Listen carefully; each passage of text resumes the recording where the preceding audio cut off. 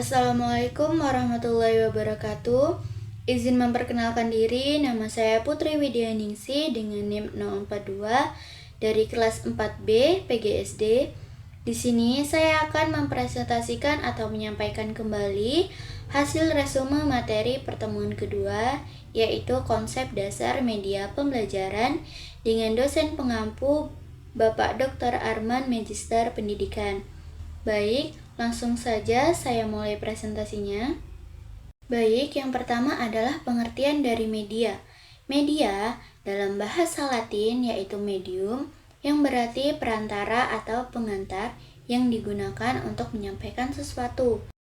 Nah, dalam pembelajaran, media berperan sebagai alat atau sarana yang digunakan guru untuk menyampaikan materi kepada peserta didik agar informasi lebih jelas dan mudah dipahami. Media yang digunakan dalam proses mengajar itu ada beragam. Contohnya seperti proyektor, papan tulis, dan lain-lainnya yang bisa membantu guru dalam menyampaikan materi kepada peserta didik. Nah, yang selanjutnya adalah pengertian dari pembelajaran.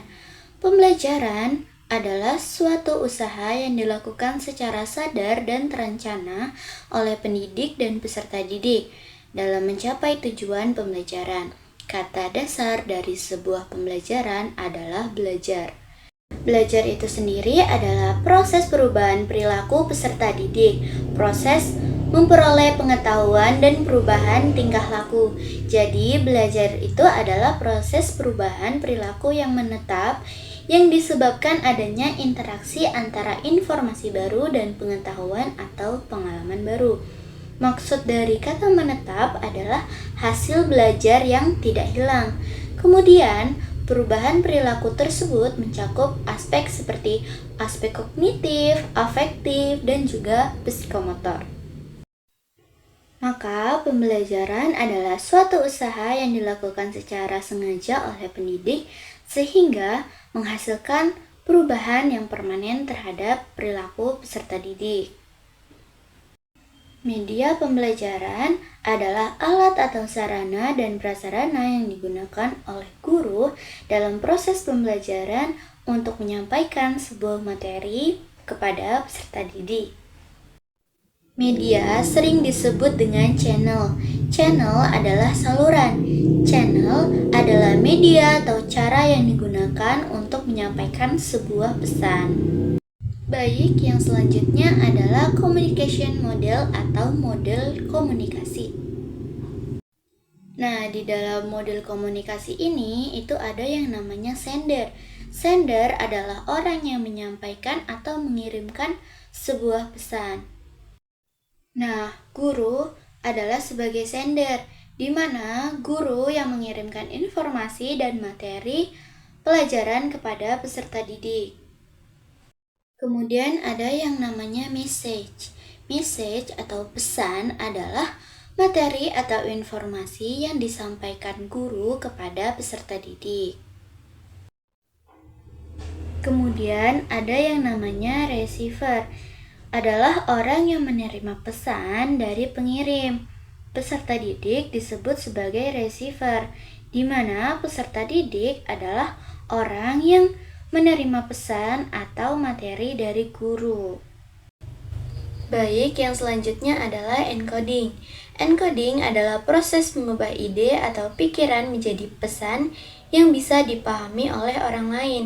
Maksudnya, encoding adalah cara guru untuk mengolah atau menerjemahkan pesan atau materi menjadi bentuk penjelasan yang dapat dipahami peserta didik dengan lebih mudah. Kemudian ada yang namanya decoding. Decoding adalah proses memahami pesan yang diterima oleh penerima. Maksudnya, decoding ini adalah proses penerimaan pesan peserta didik di mana peserta didik memahami materi yang dijelaskan atau disampaikan oleh guru. Ada juga feedback. Feedback adalah tanggapan dari penerima kepada pengirim setelah menerima pesan, di mana peserta didik memberikan umpan balik kepada guru. Feedback penting karena menunjukkan apakah pesan sudah dipahami atau belum. Namun, di dalam sebuah proses komunikasi juga bisa terjadi yang namanya gangguan atau noise. Noise adalah hal-hal yang mengganggu proses komunikasi, sehingga pesan dari guru tidak diterima dengan baik oleh peserta didik. Contohnya seperti kelas yang berisik itu akan mengganggu konsentrasi dari peserta didik. Terus kelas yang kotor, kelas yang sempit itu juga bisa menjadi gangguan dalam sebuah komunikasi. Baik, itu saja presentasi yang bisa saya sampaikan. Kurang lebihnya saya mohon maaf. Saya akhiri. Wassalamualaikum warahmatullahi wabarakatuh. Terima kasih.